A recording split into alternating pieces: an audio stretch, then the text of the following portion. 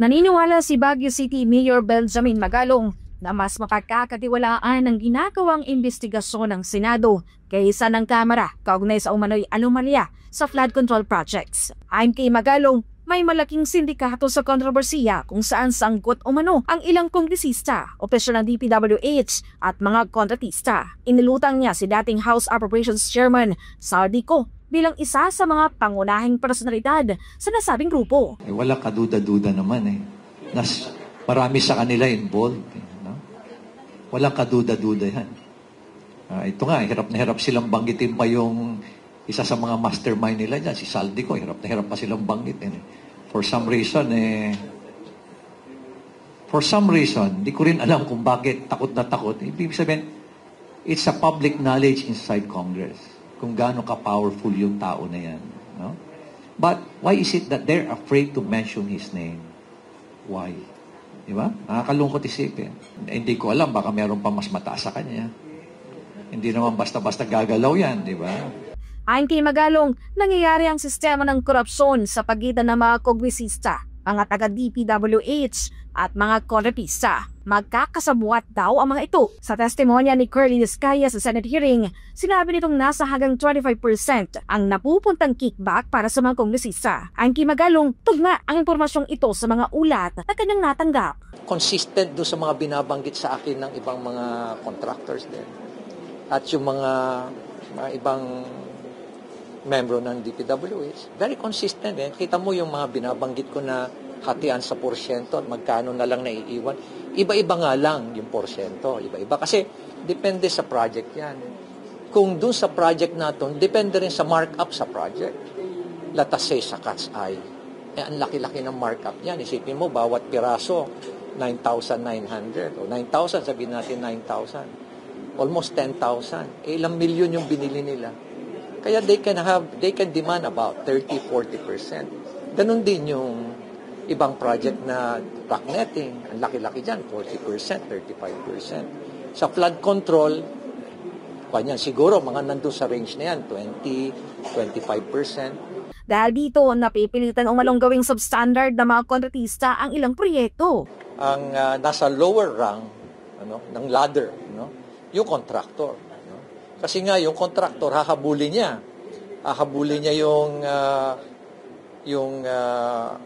yung binigay niya, yung porsyento, kasi hindi na makasali yan sa program of work yung porsyento binigay niya. Kaya nangyayari, doon sa project niya, tanong ko is, let us say 30% na lang ang naiwan sa inyo. How are you going to execute a project? Sabi ko, sir, mapipilitan kami substandard. Dagdag ni Magalong, maaaring gawing state witness ang pamilya Discaya, bagay na tinutulan naman ni Pasig City Mayor Vico Soto. Hindi dahil kriminal ang isang tao, hindi na siya credible na witness, di ba? Tingnan mo yung nangyari kay Al Capone, di ba? Sino ba yung main witness sa kanya? Easy Eddie. Easy Eddie has been a criminal. Siya yung accountant, siya yung finance, siya yung budget officer, kumbaga, di ba? Siya ang finance officer. But he testified, no?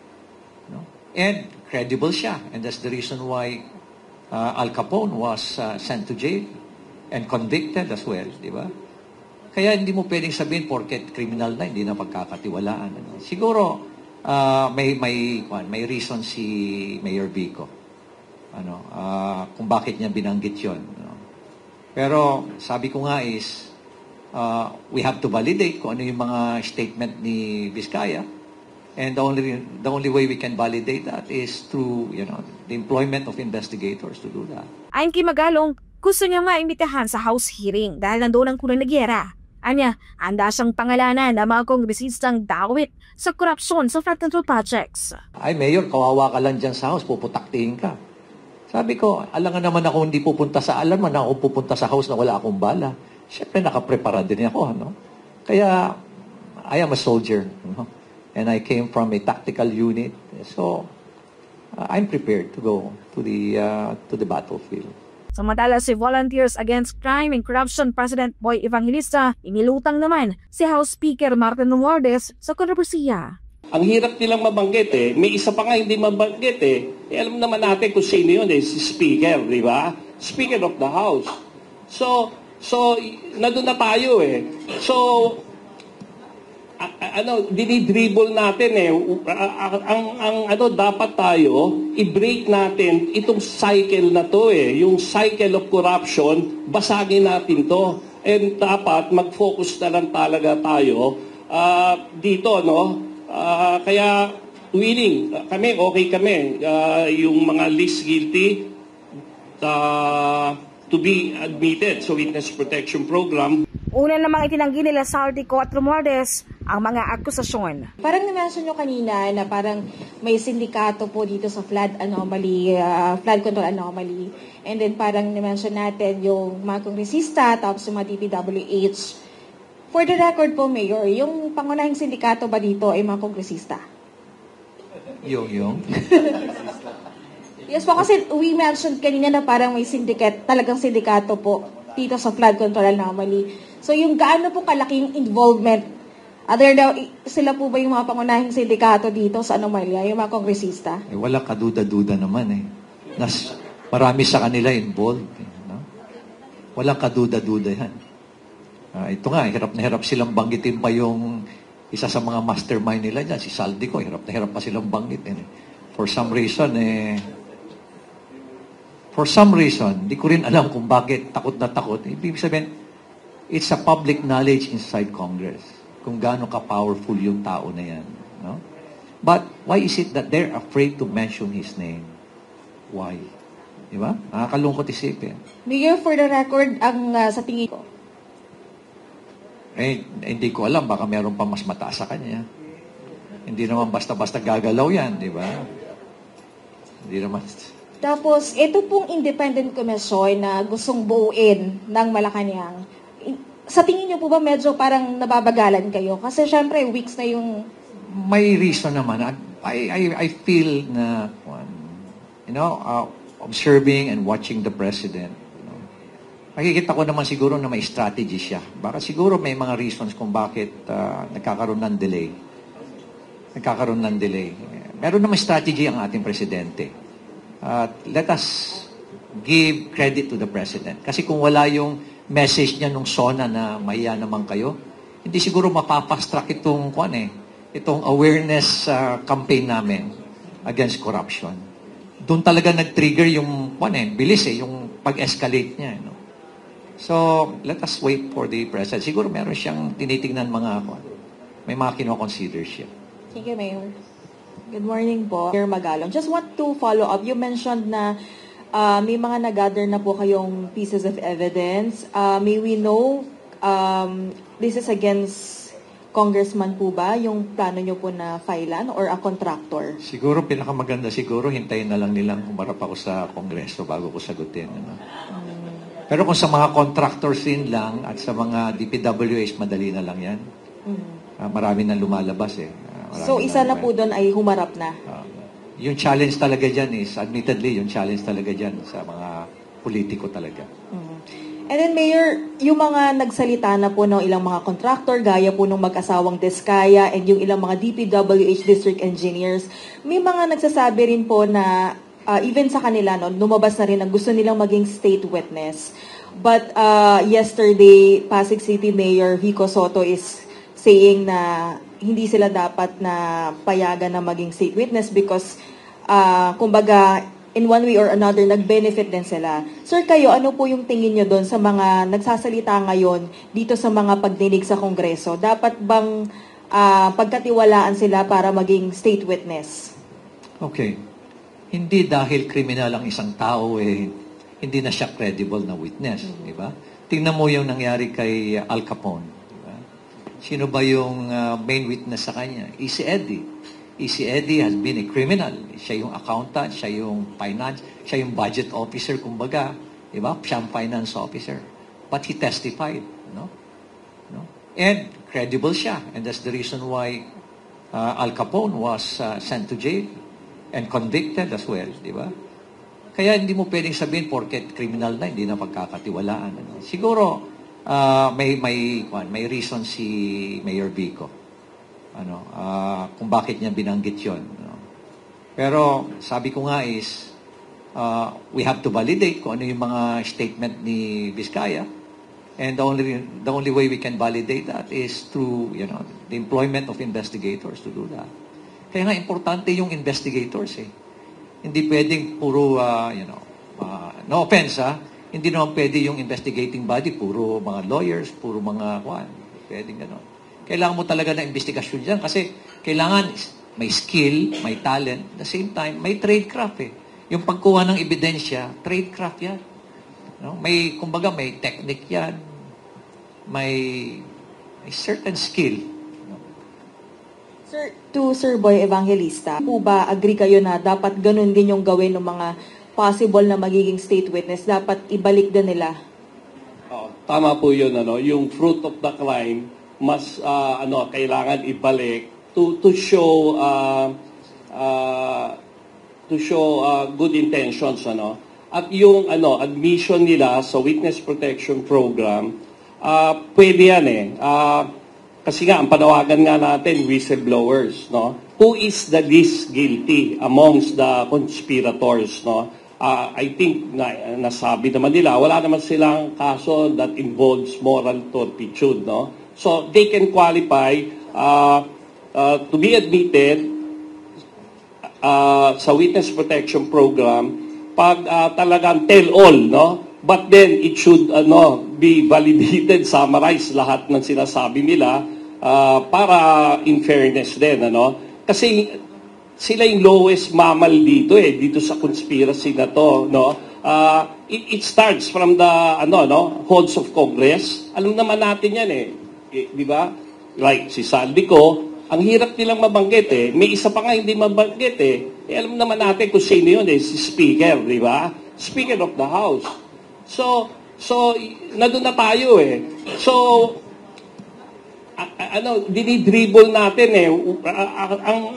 dapat tayo i-break natin itong cycle na to yung cycle of corruption, basagin natin to. And dapat mag-focus na lang talaga tayo dito, kaya willing kami, okay kami yung mga least guilty to be admitted sa witness protection program, but dapat lahat tell-all. Wala silang itatago na anything, no? Sir, last na lang, hindi po ba challenging din yun so, paano po i-weigh in yun? Dito nakikita nga natin selective, no? Iiba may political agenda pagdating sa Senate, doon sa Blue Ribbon Committee. Na-witness naman natin yan makikita natin dito kung sino yung kargado sa Congress, sa Senado, na kaya in short, dinidribble nila ang mga tao, tayo, taxpayers' money, at kaya nga, this must stop kailangan may makulong dito, accountability, may mapurusahan, at merong jail time, no? Mag-serve sila ng jail time. Alam mo, I remember going back dun time ni Pinoy, no? 3 senador ang nakulong dun the iconic JP Enrile, Jinggoy, no? Bong Revilla, kasi matagal na yun kaya inaano ko, and yung ang sad part doon, yung attorney Cambe, no? Yung siya lang ang na-convict, tapos na yung believe in prison, doon siya namatay, no? Just yung time ni So, yun yung sagot namin dyan. Justice, you wanted to say something. Sabi ng ating batas, you must not be the most guilty. Yung most guilty na sinasabi, yun yung meron tayong sinasabi na na yung hindi less guilty, you should not be the most guilty. So, hindi ikaw dapat yung pinaka number 1 na guilty. Ikaw hindi mastermind. So, yon? Una, participation by inducement. Sino yung nag-utos? And then, pangalawa is participation by direct participation. Sino yung gumawa? At pangatlo ay yung indispensable cooperation. Yun yung mga principles. Tayo nagpa-participate dito. We should be vigilant for accountability at maging watchdogs talaga tayo dito. And last lang po, out of curiosity po kasi, Pakiulit lang, anak. do you think po kapag inabolish yung read and write na rule for yung qualification po? Read and write. Yes Rule. po. Do you think parang ma-eradicate na po ba yung corruption nun? Or kahit ma-lessen po siya significantly? Well, talagang significant din yung impact. Positive. No? Pero as I've said, kailangan talaga ng comprehensive approach. It should be a comprehensive approach. Ang daming kailangan mga sistemang gagawin. Hindi pwedeng one size fit all. Kailangan talagang taong bayan, kailangan mag-participate, kailangan din ng technology na gagamitin, kailangan din ng mga sistema na dapat ayusin. Ang daming paraan ang dami nating dapat gawin para i-address ang corruption. And probably, isa sa pinaka-significant dyan is Filipinos should learn how to choose the right leaders. Thank you po. Okay. Alam niyo, dun sa nabasa ko pa lang hindi lang to limited. Hindi lang po to focus sa itong investigating body, itong commission po na itatayo will not only focus on flood control projects. At siguro lahat po ng mga areas na nakikita na may corruption, including procurement, baka pati ho yun, i-cover ho niyan. Pero for the meantime, ang focus lang ho niya siguro would be flood control. Kasi doon sa flood control pa lang, paano ho yan? Talagang, kumbaga, mababahan na ho kaagad yan. I've investigated the NIA. At nagulat ho kami nung inumpisan ho namin. Akala namin, Agusan Norte lang, Las Nieves. And then suddenly, when we filed the case, first case, bigla na lang ho, meron na sa Bohol. Then suddenly, meron na sa Region 2, Region 1, meron na sa Visayas, sa bandang Panay Island, tapos sa Mindanao na.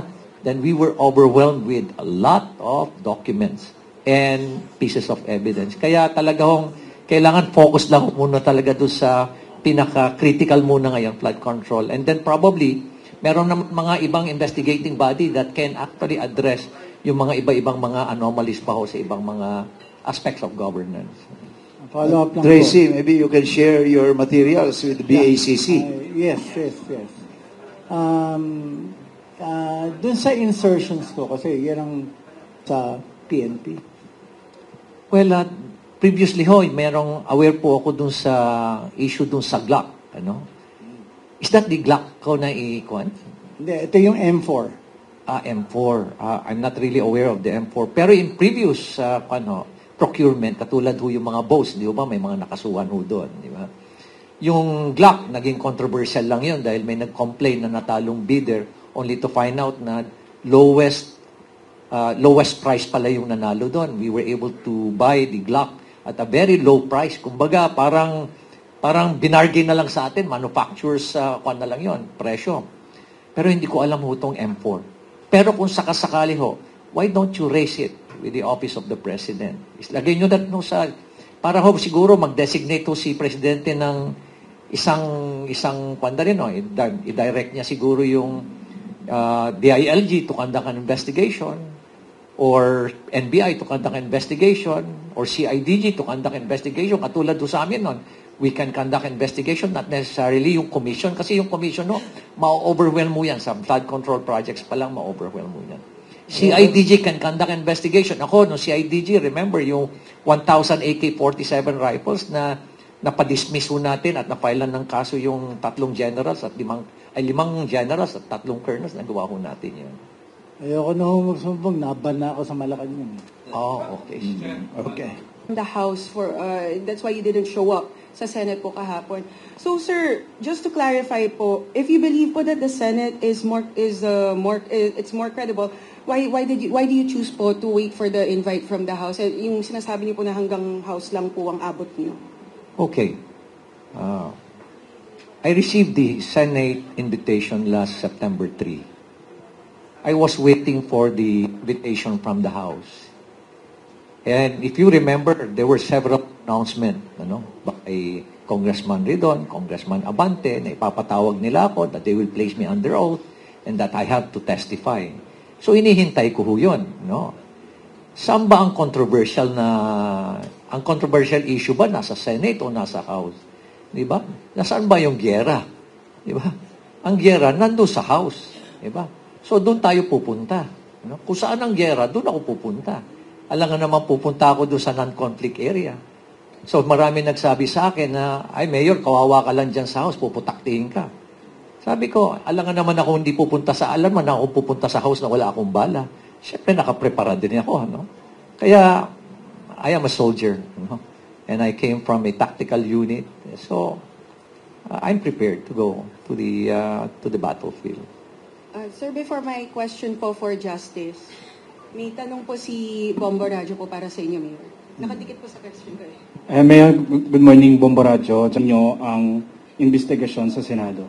Well, nagulat nga ako doon sa revelation na yan, but still, knowing that, syempre, I'm not questioning yung credibility ni Congressman Senator Marcoleta. Very capable din siya, no? But, syempre, knowing Senator Lacson now taking over the Blue Ribbon Committee, so ibig sabihin, I've been under him. Alam ko na very credible si Senator Lacson pagdating sa mga ganyang mga investigation sa committee hearings. Kaya lalong tumaas pa lalo yung aking tiwala sa Senado. Can they call for one immediately na parallel po siya? Guardian sila ng taong bayan eh. So they can do that. Can I follow up that, sir? If they can do that po, when or how will it happen?